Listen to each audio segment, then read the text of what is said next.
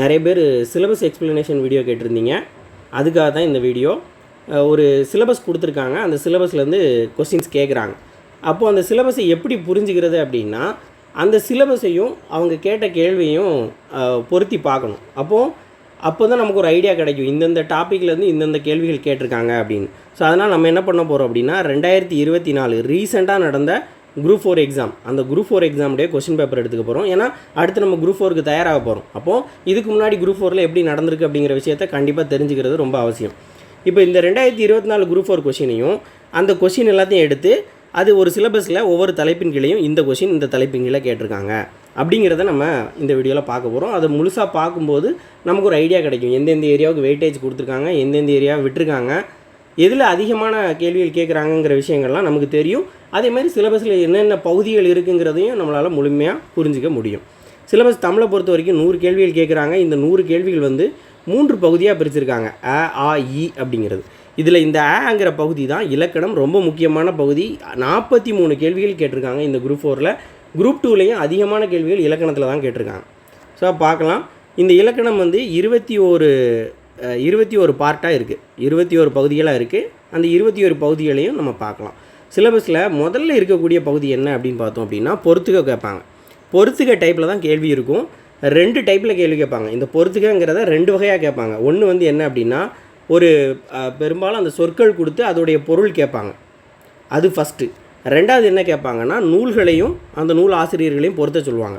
2 டைப்பில் கேட்பாங்க. ஸோ இப்படி இந்த எக்ஸாமில் என்ன கேட்டிருக்காங்கன்னு பாருங்கள். இது வந்து ஊவேசா பாடம் வந்து வரும், புது 11ல் பண்டை காலத்து பள்ளிக்கூடங்கள் அப்படின்னு ஒரு பாடம் இருக்கும்.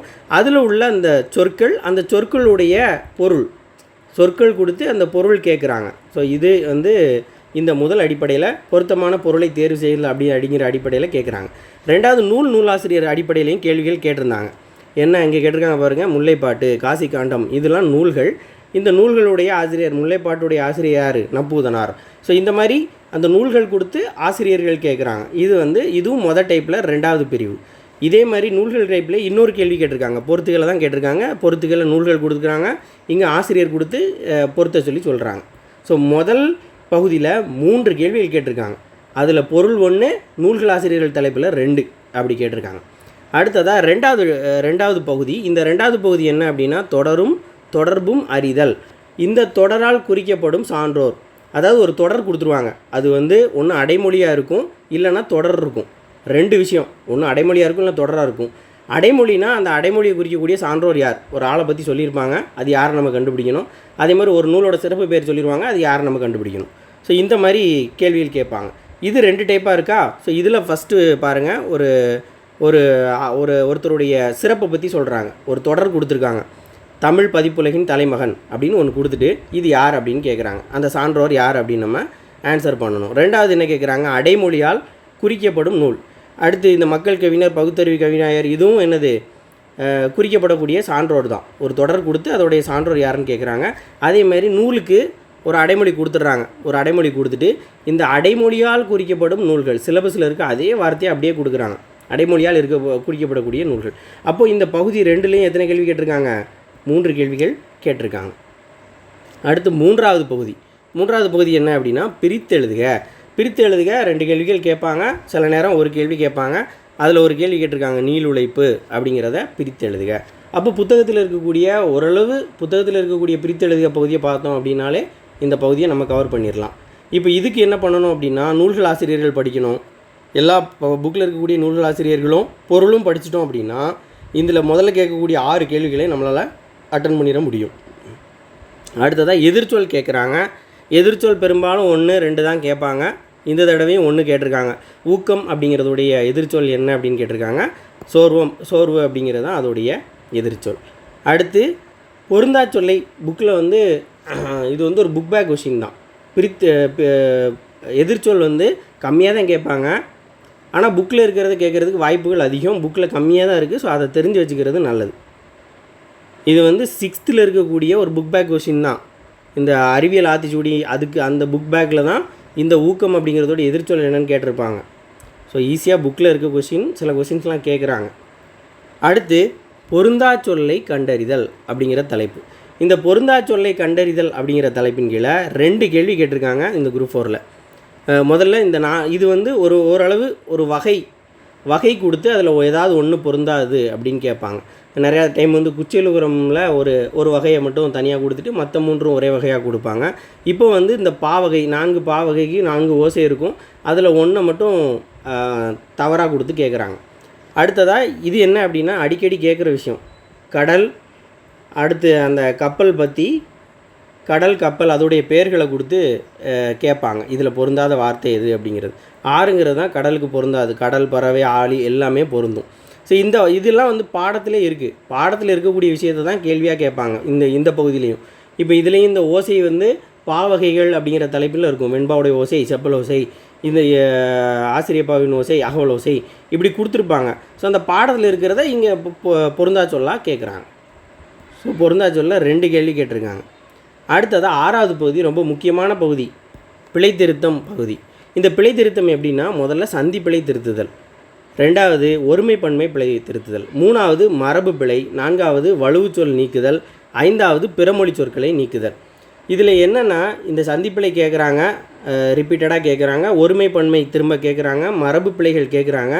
இந்த வலுவுச்சொல் வந்து இப்போ பெரும்பாலும் கேட்குறதில்ல, பிறமொழி சொற்களும் பெரும்பாலும் கேட்குறதில்ல. ஸோ இந்த 3 டாப்பிக்கும் நம்ம ஓரளவு தெளிவாக பார்த்துட்டோம் அப்படின்னா இதில் முழு மதிப்பெண் பெறலாம். இப்போ பார்த்திங்கன்னா இதுதான் சந்திப்பிழை. சந்திப்பிழையில் ஒரு கேள்வி கேட்டிருக்காங்க. இங்கே ஒருமை பன்மையில் ஒரு கேள்வி கேட்டிருக்காங்க. 3வது மரபு பிழை, மரபு பிழையில் 1, மரபு பிழையில் 2, மரபு பிழை சார்ந்து 3 கேள்விகள் கேட்டிருக்காங்க. அப்போது இதில் வந்து 3 கேள்விகள் கேட்டிருக்காங்க. மரபு பிழையில் 3 கேள்விகள், சந்திப்பிழை 1, ஒருமை பன்மை 1. அப்போ 3 5 கேள்விகள் கிட்டத்தட்ட இந்த பிழை திருத்தம் பகுதியில் கேட்டிருக்காங்க. இப்போ வலுங்கிறது இதில் மரபு வலு அமைதிங்கிறது மரபு வலு அப்படின்னு தெரிஞ்சால் தான் மரபு வலு அமைதியை நம்ம தெரிஞ்சுக்க முடியும். அப்போ இதை வந்து அந்த மரபு வலுவிலே நம்ம சேர்த்துக்கலாம்.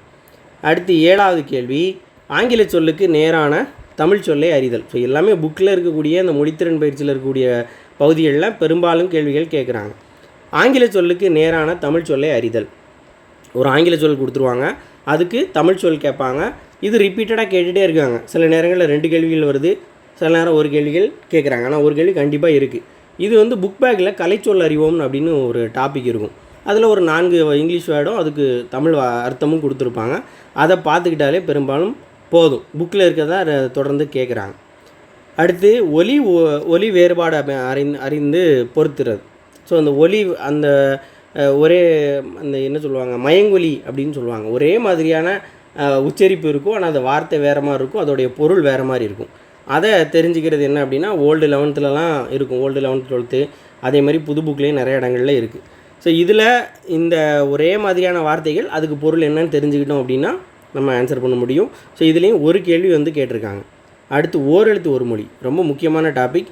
2 கொஸ்டின் கேட்பாங்க, ஆனால் கண்டிப்பாக ஒரு கொஸ்டின் வந்து கம்பல்சரியாக கேட்பாங்க. ஒரு கொஸ்டின் கேட்டிருக்காங்க, ரொம்ப ஈஸியான கொஸ்டின் தான். ஐ அப்படிங்கிற ஓரெழுத்து ஒரு மொழியோட பெயர். இதுக்கு வந்து 7th ஓரெழுத்து ஒரு மொழி அப்படின்னு ஒரு பாடம் இருக்குது. அந்த பாடத்தை தெளிவாக படிச்சிட்டோம்னா கண்டிப்பாக இதில் 1 மார்க் நமக்கு கிடைக்கும். ஸோ அதுக்காக தான் அந்த எந்தெந்த பாடத்துக்கு முக்கியத்துவம் கொடுக்கணும் அப்படிங்கிறது தெரிஞ்சுக்கணும்.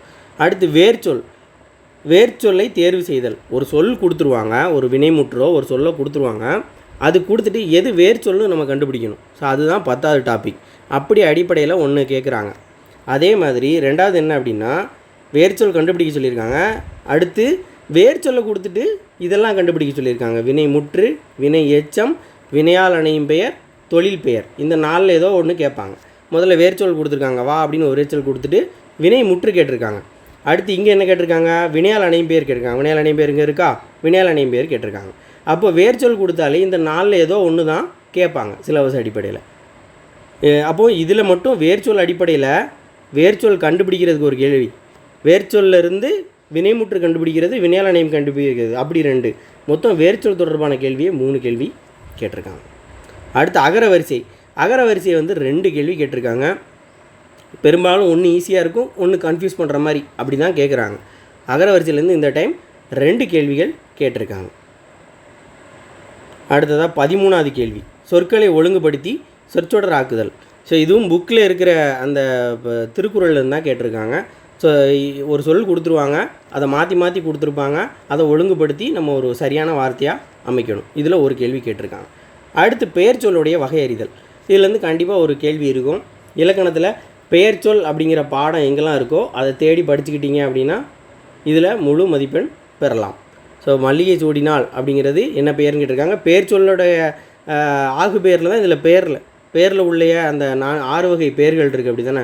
பொருளிடம், காலம், சினை, குணம், தொழில், அந்த 6 வகை பெயர்களில் உள்ள ஆகு பெயரை பற்றி கேட்டிருக்காங்க. அதனால் இதை நம்ம பெயர் சொல் அப்படிங்கிற அடிப்படையில் நம்ம எடுத்துக்கிறோம். அடுத்து இலக்கண குறிப்பறிதல். இலக்கண குறிப்பறிதல் 4 கேள்வி கேட்டிருக்காங்க. இலக்கண குறிப்பறிதல் 4 கேள்வி கேட்டிருக்காங்க. அதுலேயும் அதிகமான வெயிட்டேஜ் எதுக்கு இருக்குது அப்படின்னு பார்க்கலாம். பண்பு தொகையில் ஒன்று கேட்டிருக்காங்க, வினைத்தொகையில் ஒன்று கேட்டிருக்காங்க. பண்புத்தொகை, வினைத்தொகை. அப்போது கண்டிப்பாக இந்த பண்புத்தொகை வினைத்தொகைங்கிறது கம்பல்சரியாக அடிக்கடி கேட்கக்கூடிய ஒரு கொஸ்டின்ஸ் தான். அடுத்து 2ஆம் வேற்றுமை தொகையில் ஒன்றும், உருவகத்தில் ஒன்றும் கேட்டிருக்காங்க. அப்போ 4 இலக்கண குறிப்பு கேட்டிருக்காங்க. அடுத்து இந்த 2 கேள்வியும் நம்ம இலக்கணமாகவே கன்சிடர் பண்ணிக்கலாம். இப்போது நாகரிகம் கருதி இது எல்லாமே இந்த சொற்கள் வழக்கு அப்படின்னு சொல்லுவோம். இந்த இலக்கணத்தில் உள்ள இந்த தலைப்புகளையும் நம்ம இலக்கண குறிப்பறிதல் அப்படிங்கிற அடிப்படையிலே நம்ம எடுத்துக்கலாம். அப்படி ஒரு கேள்வி கேட்டிருக்காங்க. அதே மாதிரி ஒரு காவிய தரிசனம் அப்படிங்கிற வடமொழி நூலுடைய தமிழ் நூலாக அமைந்தது எது அப்படின்னு கேட்டிருக்காங்க. தண்டி அலங்காரம் அப்படிங்கிறது அணி இலக்கணம் பற்றி பேசக்கூடிய ஒரு நூல். அதனால் நம்ம அதை இந்த இலக்கணம் அடிப்படையிலே அதை நம்ம எடுத்துக்கிறோம். ஸோ இது இலக்கியத்துலேயும் அந்த பகுதி ஆள உள்ள நூல்கள் தலைப்பிலையும் நம்ம எடுத்துக்கலாம். ஆனால் இதில் நம்ம சேர்த்துருக்கோம். 16வது டைப் என்ன அப்படின்னா ஒரு விடைக்கேற்ற வினாவை தேர்வு செய்தல். விடை கொடுத்துருவாங்க, அதில் நம்ம கேள்விகளை அதுக்கு சரியான கேள்வி எது அப்படிங்கிறத நம்ம தேர்ந்தெடுக்கணும். இது 2 கேள்விகள் கேட்டிருக்காங்க. இதுலேயும் சின்ன சின்ன மிஸ்டேக் நம்ம பண்ணுவோம். அப்போது இதில் ப்ராக்டிஸ் பண்ணால் தான் முழுசாக நம்மளால் ஸ்கோர் பண்ண முடியும். 2 கேள்வி கேட்டிருக்காங்க. அடுத்து எவ்வகை வாக்கியம் அப்படின்னு கேட்டிருக்காங்க. எவ்வகை வாக்கியம், எவ்வகை தொடர் அப்படிங்கிறதெல்லாம் இந்த 17வது பகுதி கீழே வரும். 2 கேள்வி கேட்டிருக்காங்க. இந்த பகுதியில் முழு மதிப்பெண் எடுக்கணும், செய்வினை இதெல்லாம் வர்றது படிக்கணும் அப்படின்னா 9th தொடர் இலக்கணம் அப்படின்னு ஒரு பாடம் இருக்கும். அந்த தொடர் இலக்கணம் அப்படிங்கிற பாடத்தை கண்டிப்பாக படித்து வச்சுக்கணும். அந்த பாடத்தை படித்தோம்னா இந்த பாடத்தில் வரக்கூடிய பெரும்பாலான கொஸ்டின்ஸை நம்மளால் ஆன்சர் பண்ண முடியும். அடுத்து தன்வினை, பிறவினை 4 இது கொடுத்துருக்காங்க. என்னெல்லாம்? தன்வினை, பிறவினை, செய்வினை, செயற்பாட்டு வினை. இது 2 ஒன்று. தன்வினையும் பிறவினையும் ஒன்றோடு தொடர்புடையது. செய்வினையும் செயற்பாட்டு வினையும் ஒன்றோடு தொடர்புடையது. இப்போ முதல்ல என்ன கேட்டிருக்காங்க? பிறவினை பற்றி கேட்டிருக்காங்க. இது இங்கே பிறவினை கேட்டிருக்காங்க. இங்கே என்ன கேட்டிருக்காங்க? செய்வினை பற்றி கேட்டிருக்காங்க. இப்படி தான் கேட்பாங்க. பெரும்பாலும் தன்வினை பிறவினையிலேருந்து ஒன்றும், செய்வினை செயற்பாட்டு வினையிலேருந்து ஒன்றும் அப்படிங்கிற அடிப்படையில் தான் கேட்பாங்க. அடுத்து ஓமையால் விளக்கப்பெறும் பொருத்தமான பொருள். இது 8th புக் பேக்கில் ஒரு மொழித்திறன் பயிற்சியில் இருக்கும். இந்த மாதிரி நிறையா கொஸ்டின் இருக்கும். அதுலேருந்து தான் அடிக்கடி கேட்குறாங்க. நெல்லிக்காய் முட்டையை கொட்டினார் போல் அப்படின்னு ஒரு விஷயத்த சொல்கிறாங்க. அதுக்கு பொருத்தமான பொருள் என்ன அப்படிங்கிறத நம்ம தேர்ந்தெடுக்கணும். ஸோ இப்படி தான் கேட்பாங்க. அடுத்து மோனை எதுகை. மோனை எதுகையில் அந்த மோனை எதுகையுடைய எதுகை, மோனை, இயைபு இதில் ஏதேனும் ஒன்றுன்னு கேட்பாங்க. இதில் அந்த வகை கூட தெளிவாக கேட்பாங்க. இப்போ முதல்ல என்ன கேட்டிருக்காங்க அப்படின்னா அதுலேருந்து ஒரு கேள்வி கேட்பாங்க. ஒரு எடுத்துக்காட்டு கொடுத்து இது என்னது அப்படின்னும் கேட்பாங்க. ஃபஸ்ட்டு ஒரு எதுகை பற்றி கேட்டிருக்காங்க. இங்கே மோனை பற்றி கேட்டிருக்காங்க. அப்போ மோனை எதுகையில் ஒன்று கேட்டிருக்காங்க. ஒரு பாடல் கொடுத்து அதில் எதுகை சொல்ல எழுத சொல்லியிருக்காங்க. ரொம்ப முக்கியமான ஒரு விஷயம் என்ன அப்படின்னா அதோடைய வகைகள் கேட்பாங்க. மோனைனா மோனையுடைய வகை என்ன அப்படின்னு கேட்பாங்க. இந்த வகை தெரியணும்னா ஓல்டு 9th 3rd டேர்மில் ஒரு பாடம் இருக்குது. அதில் பாக்ஸ் போட்டிருப்பாங்க. என்னென்ன மோனை, என்னென்ன எதுகை வரும், எந்தெந்த எழுத்து ஒன்றா வந்துச்சு, 1 2 3னா அது என்ன கேட்டகரி அப்படிங்கிறதெல்லாம் கொடுத்துருப்பாங்க. ஃபஸ்ட்டு அதை படிச்சுக்கிட்டோம் அப்படின்னா இதில் என்ன டைப்பில் கேள்வி கேட்டாலும் நம்மளால் ஆன்சர் பண்ண முடியும். அடுத்து பழமொழிகள். பழமொழிகள் இப்போ அடிக்கடி கேட்குறாங்க. முன்னாடி ரொம்ப கேட்க மாட்டாங்க, ஆனால் இப்போ அடிக்கடி கேட்குறாங்க. இதில் 2 கேள்விகள் கேட்டிருக்காங்க. சொலவடை அப்படிங்கிற தலைப்புலையும் இருக்கும். அதே மாதிரி சில இடங்களில் அவங்க வெளியிலேருந்தும் கேட்குறாங்க. இந்த 2ம் புக்கில் இல்லை, வெளிலேருந்து தான் கேட்டிருக்காங்க. அடுத்ததாக இப்போ 43 கேள்விகள் இதில் கேட்டிருக்காங்க. இலக்கியத்தில் கம்மியாக தான் கேட்டிருந்தாங்க. 25 26 கொஸ்டின் தான் கேட்டிருந்தாங்க. ஸோ இலக்கியம் 2வது பகுதி இலக்கியம். ஆனால் இலக்கியத்தில் 10 பகுதியாக தான் பிரிச்சுருக்கோம் நம்ம இலக்கியத்தை. இலக்கணம் இப்போ 21 பிரிவுகளாக இருக்குது. இது 10 பிரிவாக தான் இருக்குது. முதல்ல என்ன அப்படின்னா திருக்குறள் தொடர்பான செய்திகள் அப்படிங்கிற அடிப்படையில் கேட்பாங்க. திருக்குறள் கொடுத்து மேற்கோள் கொடுத்து கேட்பாங்க. தொடரை நிரப்புதல் அப்படிங்கிறது கேட்பாங்க. அடுத்து ஒரு 25 அதிகாரத்திலிருந்து கேள்விகள் கேட்பாங்க. முதல்ல திருக்குறள் வழியில் துன்பப்படுபவர் அப்படின்னா நாவை அடக்காதவர். அப்போ இது எங்கேருந்து கேட்டிருக்காங்க? அடக்கம் அடக்கம் அப்படிங்கிற குறள்லேருந்து அந்த குறள்லேருந்து கேட்டிருக்காங்க. அடுத்து திருக்குறளில் அணி கேட்பாங்க. ஸோ அணி இங்கே மென்ஷன் பண்ணலை, ஆனால் திருக்குறளில் எப்போவுமே ஒரு அணி கேட்பாங்க, அடிக்கடி கேட்பாங்க. இந்த தடவை திருக்குறளில் தமிழ் போர்ஷனில் திருக்குறளில் இவ்வளோ தான் 2 தான் கேட்டிருக்காங்க. மற்றபடி சில நேரங்களில் 3-4லாம் கேள்விகள் இருக்கும். திருக்குறளை பெருமையை சொன்னவர், திருவள்ளுவருடைய பெருமையை சொன்னவர் அப்படிங்கிற மாதிரிலாம் இருக்கும். அடுத்து 2வது பகுதி என்ன அப்படின்னா அறநூல்கள். அறநூல்கள் அப்படின்னா சிம்பிளாக என்ன எடுத்துக்கலாம்? 14 கீழ்கணக்கு நூல்கள், அறநூல்களையும் சேர்த்துக்கிடுவோம். அதில் 14 கீழ்கணக்கு நூல்கள் எல்லாத்தையும் சேர்த்துக்கிடுவோம். ப்ளஸ் யாரை பற்றி படிக்கணும்? ஔவையாரை பற்றி அதில் படிச்சுக்கணும். 14 கீழ்கணக்கு நூல்களில் இருக்கக்கூடிய பிற செய்திகளையும் அப்படி நம்ம படிச்சுக்கணும். ஸோ இது புக்கில் 14 கீழ்கணக்கு நிறையா இருக்கும். அதில் எல்லாம் கேட்டிருக்காங்க. இனியவை நாற்பகுதி பற்றி ஒன்று கேட்குறாங்க. அதான் இது எப்படி எடுத்துக்கணும் அப்படின்னா 14 கீழ்கணக்கு நூல் ப்ளஸ் ஔவை அப்படிங்கிறதையும் எடுத்துக்கணும். ஏன்னா ஔவையாருங்கிறது இங்கே வந்துடுறாங்க. சரியா? அப்போ ஔவையாரை பற்றி ஒரு கேள்வி கண்டிப்பாக கேட்குறாங்க, ரெகுலராக கேட்குறாங்க. அதே மாதிரி 14 கீழ்கணக்கு நூலில் ஒரு நூல் கொடுத்து அதோடைய ஆசிரியர் யார் அப்படின்னு கேட்டிருக்காங்க. 14 கீழ்கணக்கு அப்படிங்கிற அந்த வார்த்தையிலேருந்தே கேள்வி கேட்டிருக்காங்க. 14 கீழ்கணக்கு அப்படிங்கிறதுல அந்த 14 அப்படிங்கிறது என்ன பொருள்படும் அப்படிங்கிற மாதிரி கேட்டிருக்காங்க. ஸோ 3 கேள்வி அதில் கேட்டிருக்காங்க. அடுத்ததாக கம்பராமாயணம். கம்பராமாயணம் ராவண காவியம் 2 நூல்கள் கொடுத்துருக்காங்க. இந்த நூல்கள் தொடர்பான செய்தி, பாவகை, அதில் சிறப்பான தொடர்கள் என்ன அப்படிங்கிறதெல்லாம் கேட்டிருக்காங்க. இதில் இந்த உத்தரகாண்டம் அப்படிங்கிறது கம்பராமாயணத்துடைய 7வது காண்டம் அப்படின்னு நம்ம சொல்கிறோம். அதனால தான் அது உத்தரகாண்டம் சொல்கிறோம். அதை ஒட்டக்கூத்தர் எழுதுறாரு. அது கம்பராமாயணம் அடிப்படையான கேள்வி தான். அடுத்ததாக இது எங்கே இருக்குது அப்படின்னா ராவண காவியம் தொடர்பான செய்திகள், அதாவது ராவண காவியத்திலிருந்து ஒரு பாடல் வரிகள் கொடுத்து அதில் இதோடைய பொருள் என்ன அப்படின்னு கேட்டிருக்காங்க.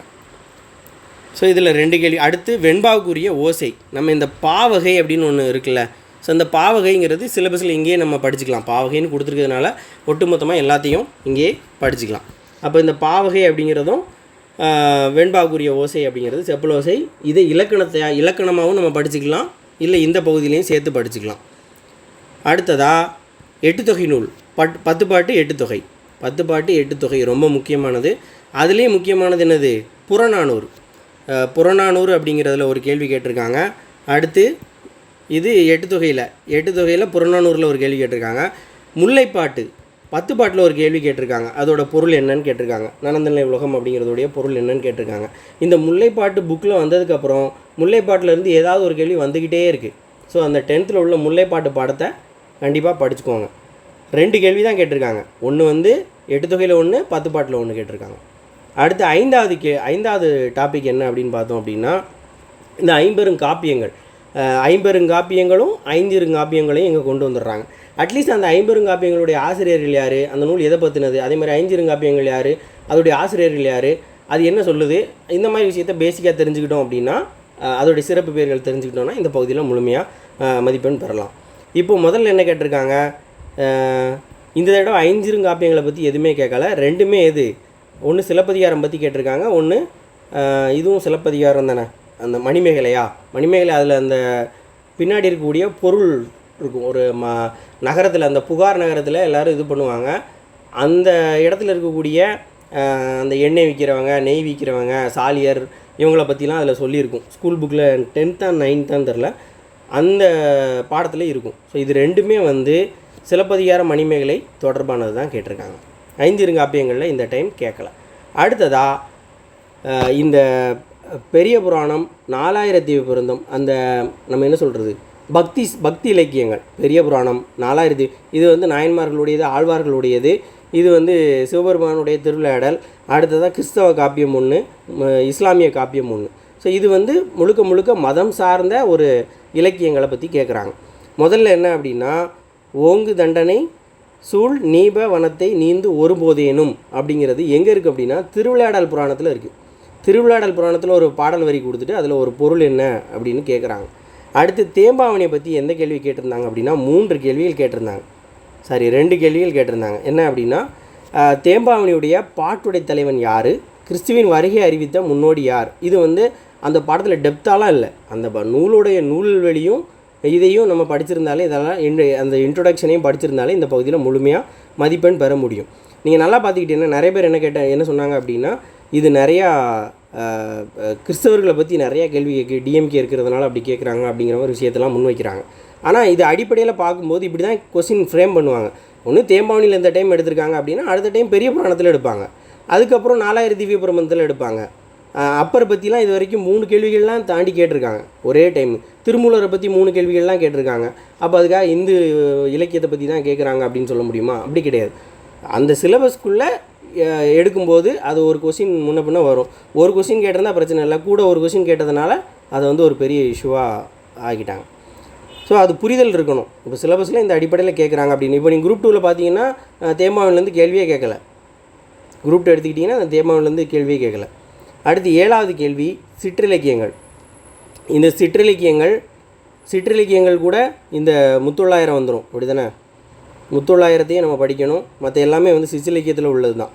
பிள்ளைத்தமிழ், உலா, கலம்பகம், குறவஞ்சி, பரணி, சிந்து, இது எல்லாமே வந்து தூது, இது எல்லாமே சிற்றிலக்கியோட வகைகளில் தான் வருது. இதில் கண்டிப்பாக முத்தொள்ளாயிரத்தையும் நம்ம இப்படி தான் புரிஞ்சுக்கணும். சிற்றிலக்கியங்கள் ப்ளஸ் முத்தொள்ளாயிரம் அப்படிங்கிறது. முத்தொள்ளாயிரம்ங்கிறது ரொம்ப பெரிய ரொம்ப முக்கியமான டாபிக். 9th பழைய 9th புது 9th ஒரு பாடம் இருக்கும். அதை படிச்சிட்டோம் அப்படின்னா அதில் ஒரு கேள்வி எடுத்துடலாம். அதுக்கப்புறம் அடிக்கடி சிற்றிலக்கியத்தில் ரொம்ப முக்கியமானது இந்த 2 தான். தூது 1, பல்லு 1 ரொம்ப முக்கியமானது. அதுக்கப்புறம் குறவஞ்சி ரொம்ப முக்கியமான. தமிழ் விடு தூதுலேருந்து ஏதாவது ஒரு கேள்வி கேட்டே இருப்பாங்க.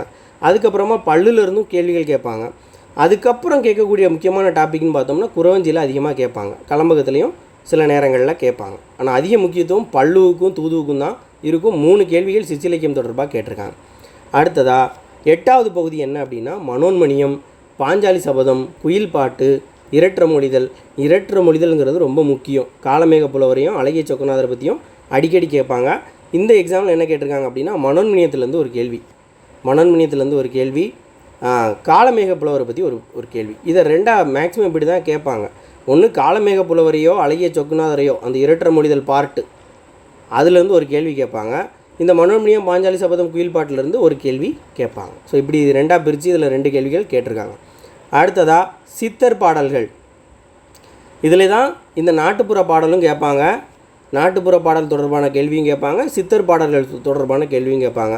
பெரும்பாலும் சித்தர்கள் பாடல் தொடர்பான கேள்வி தான் அடிக்கடி கேட்பாங்க. இதில் 2 கேள்வி சித்தர்கள் தொடர்பாக இருக்குது. ஒன்று வந்து கடுவெளி சித்தர், இன்னொன்று வந்து திருமூலரை பற்றி கேட்டிருக்காங்க. அடுத்ததாக சமய முன்னோடிகள் யாரெல்லாம் இருக்கா அப்படின்னா அப்பர், சம்பந்தர், சுந்தரர், மாணிக்கவாசகர், திருமூலர், குலசேகர ஆழ்வார், ஆண்டாள், சீத்தலை சாத்தனார், எச்.ஏ. கிருஷ்ணபிள்ளை, உமர் புலவர். இவங்களுடைய மேற்கோள் சிறப்பு பேர் கண்டிப்பாக நம்ம தெரிஞ்சிருக்கணும். இதில் பார்த்தோம் அப்படின்னா சுந்தரரை பற்றி ஒரு கேள்வி கேட்டிருக்காங்க. சுந்தரர் நூல் பற்றி தான் கேட்டிருக்காங்க. திருக்கரா பதிகம் அதை பாடினது யார்? சுந்தரர். திருவிருத்தத்தை பாடினது யார்? நம்மாழ்வார். அப்போது ஒரு நாயன்மாருடைய பாடல்களில் ஒன்று ஒரு நாயன்மாரை பற்றி ஒரு கேள்வி, ஒரு ஆழ்வாரை பற்றி ஒரு கேள்வி கேட்டிருக்காங்க. இன்னொன்று ஆண்டாள் பற்றி ஒரு கேள்வி கேட்டிருக்காங்க. சுந்தரர், நம்மாழ்வார், இந்த அப்பர், சம்பந்தர், சுந்தரர் இவங்களிலேருந்து ஒரு கேள்வி கண்டிப்பாக, மாணிக்கவாசகர் இவங்களிலேருந்து ஒரு கேள்வி இருக்கும். திருமூலர், ஆழ்வார் இவங்களிலேருந்து ஒரு கேள்வி இருக்கும். ஆண்டாள் தொடர்பான கேள்வியும் ஒன்று இருக்கும். இல்லைனா இவங்களில் சம்மந்தமாக ஒரு கேள்விகள் கேட்பாங்க. ஸோ இதில் 3 கேள்விகள் கேட்டிருக்காங்க. அடுத்ததாக நம்ம கடைசியாக பார்க்கக்கூடியது என்ன அப்படின்னா பகுதி இ, தமிழறிஞர்களும் தமிழ் தொண்டும். கிட்டத்தட்ட ஒரு 32 கேள்விகள் வந்து இதுலேருந்து கேட்டிருந்தாங்க. பார்ட் ஏக்கு அப்புறம் அதிகமான முக்கியத்துவம் கொடுக்கக்கூடியது பார்ட் ஏங்கிறது இலக்கணம், நம்ம புரிஞ்சுக்கிட்டால் போதும். ஆனால் படிக்கக்கூடிய பகுதின்னு பார்க்கும்போது இந்த பகுதி தான் அதிக முக்கியத்துவம் கொடுத்து படிக்கணும். அதில் முதல்ல வரக்கூடியது என்ன அப்படின்னா தமிழறிஞர்களும் தமிழ் தொண்டும்ல முதல்ல வர்றவர் 4 பேர். ஒன்று பாரதியார், 2 பாரதிதாசன், நாமக்கல் கவிஞர், கவிமணி, தேசிய விநாயகனார். இவங்க தொடர்பான செய்தி, சிறந்த தொடர்கள், சிறப்பு பெயர்கள் அப்படிங்கிறதெல்லாம் கேட்குறாங்க. அப்போது முதல்ல பாரதியாரை பற்றி ஒரு கேள்வி கேட்டிருக்காங்க, பாரதிதாசனை பற்றி ஒரு கேள்வி, 2 கேள்வி தான் இந்த இடம் கேட்டிருக்காங்க. இதுக்கு முன்னாடி நிறையா கொஸ்டின்ஸ் இருக்கும். பாரதியார், பாரதிதாசன் பற்றி அதிகமான கேள்விகள் வந்து இருக்கும். இப்போ அதை கொஞ்சம் அந்த ட்ரெண்டை கொஞ்சம் குறைச்சிட்டாங்க. பாரதியார்லேருந்து ஒரு கேள்வி, பாரதிதாசன்லேருந்து ஒரு கேள்வி, அவ்வளோதான். இந்த டாப்பிக்கில் 2 கேள்வி தான். அடுத்ததாக மரபு கவிதை. இந்த மரபு கவிதையில் அடிக்கடி யாரை பற்றி கேட்பாங்க அப்படின்னா உடுமலை நாராயண கவியோட சிறப்பு பேர் கேட்பாங்க. பகுத்தறிவு கவிராயருங்கிறது யார் அப்படின்னு. மக்கள் கவிஞர் பட்டுக்கோட்டை கல்யாண சுந்தரம் இவங்களுடைய சிறப்பு பேர் அடிக்கடி கேட்பாங்க. அந்த அடிப்படையில் இதில் பகுத்தறிவு கவிராயர் கேட்டிருக்காங்க. மற்றவங்களுக்கு வந்து இப்போ சுரதா பற்றி ஒரு கேள்வி கேட்டிருக்காங்க, நினைவு பரிசு பெற்ற முதல் பாவலர் யார் அப்படின்னு சொல்லிட்டு. 2 கேள்வி மரபு கவிதையிலேருந்து கேட்டிருக்காங்க. அடுத்ததாக புதுக்கவிதை. ஒரு புதுக்கவிதை எப்படி இருக்கணும் அப்படிங்கிறத தான் இதில் கேட்டிருக்காங்க. ஒரு படைப்பாளன் தன் கருத்துக்களை உணர்ச்சியோடு வெளிப்படுத்தக்கூடிய வடிவம் என்ன அப்படின்னா கவிதை அப்படின்னு சொல்கிறோம், புதுக்கவிதை. இந்த புதுக்கவிதையில் ஒவ்வொருத்தரும் ரொம்ப முக்கியமானவங்க தான். ஸோ இப்போது சிறப்பு தமிழெல்லாம் இவங்களை பற்றி நிறையா கொடுத்துருக்காங்க. ஸோ படிச்சுக்கிறது நல்லது. அடுத்து 4வது தமிழில் கடித இலக்கியம் ரொம்ப ரொம்ப முக்கியமான பகுதி. என்ன அப்படின்னா கடித இலக்கியத்தை 5 பகுதியாக நம்ம புரிஞ்சுக்கணும். 1 நாட்குறிப்பு. இந்த நாட்குறிப்பு அப்படிங்கிறதுல ஆனந்தரங்கரையும் நம்ம படிச்சுக்கணும். 2வது 4 பேர் கடிதம். 1 நேரு மகளுக்கு எழுதிய கடிதம். காந்தி மக்களுக்கு அந்த கல்வி மாநாட்டில் பேசினதை குழந்தைகளுக்கு கடிதமாக கொடுத்துருப்பாங்க. மூவ தம்பிக்கு எழுதின கடிதம், அண்ணா தம்பிக்கு எழுதின கடிதம். அப்போது இந்த 4 + 1 5 டாப்பிக்காக நம்ம இதை படிச்சுக்கணும். ஸோ இதில் என்ன கேட்டிருக்காங்க, காந்தி பற்றி ஒன்று கேட்டிருக்காங்க. காந்தி 10th ஒரு பாடம் இருக்கும், 7th ஒரு பாடம் இருக்கும், புது 7thலேயும் ஒரு பாடத்தில் இருக்கும். அப்போ அதெல்லாம் படிச்சிட்டோம்னா காந்தியை நம்ம கவர் பண்ணிடுவோம். 2 கேள்விகள் அதே பாடத்துலேருந்து கேட்டிருக்காங்க. அப்போ கடித இலக்கியத்தில் இந்த தடவை யாரை பற்றி கேட்டிருக்காங்க அப்படின்னா காந்தியை பற்றி தான் கேட்டிருக்காங்க. 2 கேள்வியும் கேட்டிருக்காங்க. 2 கேள்வியும் ஓல்டு 10th தான் இருக்குது. அடுத்ததாக நிகழ்கலை அப்படிங்கிற பேர்லேயே 10th ஒரு பாடம் இருக்கும். சிலபஸில் அதே பேரில் இருக்கக்கூடிய பாடத்தை கண்டிப்பாக படிச்சுக்கிறது ரொம்ப முக்கியம். இப்போ சங்க இலக்கியத்தில் கரகாட்டம் எப்படி அழைக்கப்படுது அப்படின்னு கேட்டிருப்பாங்க. நிகழ்கலைன்னு 10th இருக்கும். அந்த பாடத்தில் தான் இந்த கேள்வி கேட்டிருக்காங்க. அதே பாடத்தில் தான் நாடகக்கலையை மீட்டெடுப்பது தன்னோட குறிக்கோள் அப்படின்னு பாக்ஸில் இருக்கும், முத்துசாமி சொன்னதா. ஸோ அவரை பற்றி கேள்வி 2 கேள்வி கேட்டிருக்காங்க. என்னது, தெருக்கூத்தை தமிழ் கலையுடைய முக்கிய அடையாளமாக்கியவர். அப்போது இந்த நிகழ்கலை பாடத்திலிருந்து 3 கேள்விகள் கேட்டிருப்பாங்க. ஸோ இப்போ புது எடிஷன்னா அந்த எடிஷனில் இந்த பாடத்தை தூக்கிட்டு தான் குறள் ஓவியமாக பன்முக கலைஞர் அப்படின்னு கலைஞரோட பாடத்தை வச்சுருக்காங்க. ஸோ புதுசாக புக்கு வாங்கினீங்க, இப்போ தான் வாங்கினீங்க அப்படின்னா அதில் இருக்காது, பழைய எடிஷனில் எல்லாம் இருக்கும். இல்லைனாலும் தேடி டவுன்லோட் பண்ணி அதை படிச்சுக்கிறது ரொம்ப முக்கியம். நிகழ்கலை அப்படின்னு 10th ஒரு பாடம் இருக்கும். 3 கேள்வி கேட்டிருக்காங்க அதில். அடுத்ததாக 6வது பகுதி தான் சிறுகதைகளுடைய ஆசிரியர் தான் பெரும்பாலும் கேட்பாங்க. சிறுகதைகளுடைய ஆசிரியர் கண்டிப்பாக ஒரு கேள்வி இருக்கும். இப்போ இங்கே என்ன கேட்டிருக்காங்க அப்படின்னா இந்த டைம் அந்த சிறுகதையோட மைய குறிப்பை பற்றி கேட்டிருக்காங்க. மைய கருத்தை பற்றி அந்த கரிப்பு மணிகள் அப்படிங்கிற இலக்கியத்துடைய முக்கியமான விஷயம் என்ன, எதை பற்றி சொல்லுது அது அப்படிங்கிற விஷயத்தை கேட்டிருக்காங்க. அடுத்ததாக ஒரு சிங்காரம் அவரை பற்றி கேட்டிருக்காங்க. குரூப் 2லேயும் கேட்டிருந்தாங்க. என்னென்னா புயலிலே ஒரு தோணி அப்படிங்கிற அந்த முதல் புலம்பெயர் தமிழருக்கான முதல் நாவல் எழுதுனது யார் அப்படின்னா சிங்காரம் அப்படிங்கிறத கொடுத்துருந்தாங்க. ஆனால் இங்கே என்ன கேட்டிருந்தாங்க அப்படின்னா தினத்தந்தி நாளிதழில் பணியாற்றிய தமிழ் படைப்பாளர், அது புக் பேக்லேயே அந்த நூல்வெளியிலே இருக்கும். அடுத்து தமிழ் மொழியில் நவீன கதை இலக்கியத்தை தொடக்கத்தில் செழுமைப்படுத்தியவர் புதுமை பித்தன். இது எங்கே இருக்குது அப்படின்னா சிறப்பு தமிழில் இருக்குது. ஸோ சிறப்பு தமிழும் நம்ம படித்தா தான் இது ஏரியாவை கவர் பண்ண முடியும். அப்போது கதைகள் சார்ந்து 3 கேள்விகள் கேட்டிருக்காங்க. இந்த தடவை வெறுமனே நூல்கள் ஆசிரியர்கள்னு கேட்காம அதை அந்த உட்கருத்தை புரிஞ்சுக்கிட்டு ஆன்சர் பண்ணுற மாதிரி கேட்டிருக்காங்க. அடுத்ததாக கலைகளில் அடிக்கடி சிற்பம் பற்றி கேட்பாங்க, பேச்சுக்கலை பற்றி கேட்பாங்க, அதுக்கப்புறம் திரைப்படக்கலை, ஓவியக்கலையெல்லாம் கேட்பாங்க. சிற்பக்கலை ரொம்ப மெஜாரிட்டியான கொஸ்டின்ஸ் இருக்கும். இது ஓல்டு 12th உள்ள ஒரு கொஸ்டின். ஒரு நாயக்க மன்னர்களுடைய சிற்பக்கலை பற்றி கேட்டிருக்காங்க. 2வது ராஜராஜ சோழனுடைய சிற்பக்கலை. இப்போ சிற்பக்கலை தொடர்பான பாடத்தெல்லாம் படிச்சுக்கிட்டோம் அப்படின்னா ரொம்ப ஈஸியாக இருக்கும். 2 அடுத்து திரைப்படக்கலை தொடர்பான ஒரு கேள்வி. தாதா சாஹிப் பால்கே விருது எப்போ கொடுத்தாங்க அப்படின்னு கேட்டிருந்தாங்க. அதே மாதிரி அந்த விளக்கப்படம், இதுவும் திரைப்படக்கலை தொடர்பான அந்த படங்களில் ஒன்று தான். என்னது செய்தி படம்னா என்ன, ஒவ்வொரு படத்தை பற்றி பேசுகிறதுனால இது திரைப்படக்கலையிலேருந்து 2 கேள்விகளும் சிற்பக்கலையிலேருந்து 2 கேள்வியும் கலையில் 4 கேள்வி கேட்டிருக்காங்க. அடுத்ததாக தமிழின் தொன்மை, தமிழோட தொன்மையில் தான் தமிழ் மொழியோட சிறப்பு, திராவிட மொழிகள் பற்றிலாம் கேட்பாங்க. இந்த கால்டுவெல் பற்றி கேட்குறது, அப்புறம் அந்த என்ன சொல்கிறது, அந்த வடமொழிகள், தென்மொழி, தமிழ் மொழி, திராவிட மொழி, இந்த மொழி பற்றி பேசுகிறது, தொன்மை பற்றி பேசுகிறது, ஒவ்வொரு அறிஞர்களும் சொன்னது, திருக்குறளை பற்றி பேசுனது, அந்த மாதிரி விஷயத்தெல்லாம் இதில் தான் கேட்பாங்க. இது திராவிட மொழி அப்படின்னு ஒரு பாடம் இருக்கும். அந்த பாடத்தை படிச்சிட்டோம்னா இந்த டாபிக் நம்ம கவர் பண்ணிடலாம். கால்டுவெல் பற்றி கேள்வி கேட்டிருக்காங்க. அடுத்ததாக உரைநடை. குரூப் 2ல் என்ன கேட்டிருந்தாங்க, திராவிடங்கிற சொல்ல முதல்ல பயன்படுத்தியவர் யார் அப்படின்னு கேட்டிருப்பாங்க. முதல்ல அறிமுகப்படுத்தியவர் யாருன்னு கேட்டிருப்பாங்க. அடுத்து உரைநடை. இதில் யாரெல்லாம், மறைமலை அடிகள், பரிதிமார் கலைஞர் ரொம்ப முக்கியமானவர். அடுத்து நாமு வெங்கடசாமி நாடா, ராபி சேதுப்பிள்ளையும் முக்கியமானவர், திருவிக முக்கியமானவர், வையாபுரி, தனிநாயகம் அடிகள், செய்குதம்பி பாவலர், இவங்களுடைய மொழிநடை பற்றி கேட்குறாங்க. ஸோ இதில் இவங்க தான் ரொம்ப முக்கியமானவர். திருவிக்கை பற்றி ஒரு கேள்வி கேட்டிருக்காங்க. எப்போவுமே பரிதிமார் கலைஞர் பற்றி அடிக்கடி கொஸ்டின்ஸ் இருக்கும். ஆனால் இந்த டைம் வந்து திருவிக்கை பற்றியும் இருக்கும். இந்த இடம் ஒரே ஒரு கேள்வி தான் இதில் கேட்டிருக்காங்க, திருவிக்கை பற்றி மட்டும்தான் கேட்டிருக்காங்க. ஆனால் இந்த இடத்துல நிறையா கேள்விகள் இதுக்கு முன்னாடி உரைநடைக்கு முக்கியத்துவம் கொடுத்து கேட்டிருப்பாங்க. அடுத்ததாக ஊவேசா, தேபோமி, இலக்கோனார் இவங்களுடைய தமிழ் பணி. இதில் ஊவேசா ரொம்ப குறிப்பிடத்தக்கவர். அவரை பற்றி கண்டிப்பாக கேள்வி இருக்கும். ஸோ புலமை பெருங்கடல் அப்படின்னு அழைக்கப்பட்டவர் அப்படிங்கிற அவருடைய சிறப்பு பெயர் கொடுத்து ஒரே ஒரு கேள்வி கேட்டிருந்தாங்க. 11வது டாப்பிக்கில் தான் யார் வரார் அப்படின்னா தேவநேய பாவாணர், அவருடைய அகரமுதலி. அதே மாதிரி பாவலர் பெருஞ்சித்தனார், இவங்க 2 பேரை பற்றியும் கேட்குறாங்க. அதில் ரொம்ப முக்கியமானவர் அப்படின்னு எடுத்துக்கிட்டோம் அப்படின்னா பாவாணர் தான். பாவாணர் வந்து ஓல்டு 8th 3rd டேர்மில் ஒரு பாடம் இருக்கும் அவரை பற்றி. அதை கண்டிப்பாக படிக்கணும். ஏன்னா அதுலேருந்து திரும்ப கேள்விகள் கேட்குறாங்க. 2 கேள்வி, அதுலேயும் இது வந்து புது 10th ஒரு கேள்வி. அப்போ 3 கேள்வி வந்து பாவாணர் பற்றி கேட்டிருக்காங்க. 2 பாடம் மட்டும் படித்தோம்னா இந்த 3 கேள்வியும் அடிச்சிடலாம். அடுத்ததாக ஜியு போப், வீரமாமுனிவர் 12, இந்த 2 பெருந்தலைகளை பற்றி படிக்க போகிறோம். அதில் யாராவது ஒருத்தரை பற்றி கேட்பாங்க, 2 பேரை பற்றியும் கேட்பாங்க. இப்போ அவங்கள பற்றி கொஸ்டின்ஸ் வந்து கம்மியாக கேட்குறாங்க. ஜியு போப் பற்றி மட்டும் ஒரு கேள்வி கேட்டிருக்காங்க. அடுத்து பெரியார், அண்ணா, முத்துராமலிங்கர், அம்பேத்கர், சிவஞானம், காயிதே மில்லத் இவங்களுடைய சமுதாய தொண்டு. முன்னாடி வந்து காமராஜரை பற்றி, முத்துராமலிங்கர் பற்றி அதிகமான கேள்விகள் இருக்கும். இப்போ வந்து அண்ணா ஃபோக்கஸ் பண்ணி நிறையா கொஸ்டின்ஸ் வந்து கேட்குறாங்க. ஸோ இதில் யாரை பற்றி கேட்டிருக்காங்க அப்படின்னா, ஒன்று மேப்போசி, நமக்கு பாடம் இருக்கிறதுனால 10th மேப்போசியோட பாடம் இருக்குது, அதனால் அதுலேருந்து ஒரு கேள்வி கேட்டுருவோம் அப்படின்னும். முத்துராமலிங்கர் ஓல்டு 7th புது 7th இருக்கிறார். ஸோ அவரை பற்றி ஒரு கேள்வி, முத்துராமலிங்கர் பற்றி ஒரு கேள்வி, மேப்போசி பற்றி ஒரு கேள்வி, 2 கேள்வி கேட்டிருக்காங்க. இதில் ரொம்ப சிறப்பான விஷயம் 14வது பகுதி என்ன அப்படின்னா தமிழகம் ஊரும் பேரும் தோற்றம் மாற்றம் பற்றிய செய்திகள். யார்? ராபி சேது பிள்ளையுடைய நூல், அந்த ஊரும் பேரும் அப்படிங்கிறது. ஒவ்வொரு ஊருக்கும் எப்படி பேர் வந்துச்சுன்னு இதில் ரொம்ப அடிக்கடி 2 கொஸ்டின் 3 கொஸ்டின்லாம் கேட்பாங்க. ஆனால் இந்த டைம் வந்து அதை ஸ்கிப் பண்ணிட்டாங்க. ஓல்டு 7th இருக்கும் ஊரும் பேரும், ஒரு ஊர் எப்படி பேர் உருவாச்சு அப்படிங்கிறது. ராபி சேதுப்பிள்ளை பற்றியும் இந்த ஊரும் பேரும் பற்றியும் நிறைய கேள்விகள் கேட்பாங்க. ஸோ அதனால் இந்த 14வது டாபிக் ரொம்ப முக்கியமான டாபிக். ஆனால் இந்த டைம் எந்த கொஸ்டின்ஸும் அதில் கேட்கலை குரூப் 4ல்.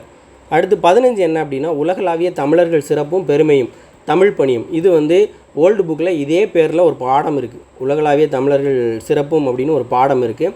சிறப்பும் பெருமையும். அதில் தான் தமிழர்கள் வந்து எந்தெந்த நாட்டில் குடியரசுத் தலைவராக இருந்தாங்க, எந்த ஆட்சி மொழியாக இருந்துச்சு, எந்தெந்த நாட்டில் ஆட்சி மொழியாக இருக்குது, எந்த நாட்டில் இந்த கரன்சி நோட்டில் வந்து தமிழ் அச்சிட்ருக்கு, எந்த இடத்துலாம் கோயில் கொண்டாடுறாங்க, பொங்கல் கொண்டாடுறாங்க, அதெல்லாம் இதுக்குள்ளே தான் வரும். பொங்கலை பற்றி கேட்பாங்க, பொங்கல் வேறு பேரில் எங்கெல்லாம் கொண்டாடுறோம், அது எல்லாமே தமிழர்கள் சிறப்பும் பெருமையில் தான் வரும். ஆனால் இந்த டைம் அதில் எதுவும் கேட்கல. அதே மாதிரி 16வது பகுதி, இந்த 3 பகுதியில் தான் இந்த டைம் எதுவும் கேட்காம விட்டுருக்காங்க. சாரி, 16 கேட்டிருக்காங்க, 14 15க்கு மட்டும்தான் கேட்கல. தமிழ் மொழியில் அறிவியல் சிந்தனைகள், அதில் தான் 2 கேள்வி கேட்டிருக்காங்க. முதல்ல என்ன அப்படின்னா வளவன் ஏவா வானூர்தி, பயனில்லா கலர் நிலத்துக்கு ஒப்பானவர்கள். இது 2மே இதே பாடத்தில் இதே பேரில் இருக்கும். தமிழ் மொழியில் அறிவியல் சிந்தனைகள் அப்படின்னு 10th ஒரு பாடம் இருக்கும். அந்த பாடத்தில் இந்த 2 விஷயமே கொடுத்துருக்காங்க. அறிவியல் சிந்தனை தான் முழுக்க. அடுத்து 17வது டாபிக் ரொம்ப முக்கியமான டாபிக். இதில் வந்து நம்ம யாரை பற்றி அதிகமாக கேட்பாங்க அப்படின்னா தில்லையாடி வள்ளியம்மை, நம்ம ஓல்டு 9th இருப்பாங்க, அவங்கள பற்றி அதிகமாக கேட்பாங்க. அது மாதிரி வேல்நாச்சியாரை பற்றி அதிகமாக தமிழில் கேட்பாங்க.